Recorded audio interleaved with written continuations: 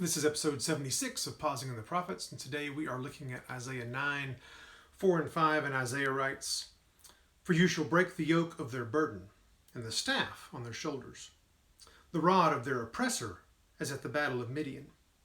For every boot of the booted warrior in the battle tumult, and cloak rolled in blood will be for burning, fuel for the fire."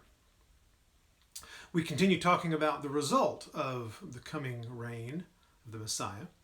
And verses 4 and 5 pick up on the joy of victory in battle. The language harkens back to the Exodus and also reminds us of God's deliverance from Midian through Gideon. Each of those, the Exodus and the battle at Midian, something that God alone accomplished. I've chosen to focus on just these two verses for a reason. When I was in high school, I heard a preacher talk about these two verses as a sign that Jesus was going to show up, to come back within the next year.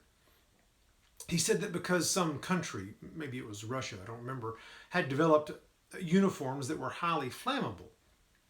And so therefore, since Isaiah said that the boots and the cloaks would be fuel for the fire, then clearly that meant that Jesus was coming back. But Isaiah is speaking of Jesus' incarnation and the results of his reign, not what happens right before he returns. Our enemies, namely sin and death, will be defeated. And we can rejoice because the fire of judgment that will consume sin and death do so in the same way it can consume clothing, whether it's particularly flammable or not. Jesus' incarnation is glorious because his light rests on us in the same way the dawn brings us great joy as we look over the battlefield and we see our enemy defeated and we see the smoke rising from their defeat. And that is the Lord's doing, not our own. And yet we're told today by many voices that we're in a fight, that we must rise up and defeat the enemy.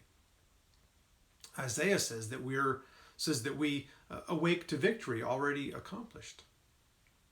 And as we'll see in a few verses, it is the zeal of the Lord of hosts that will do this.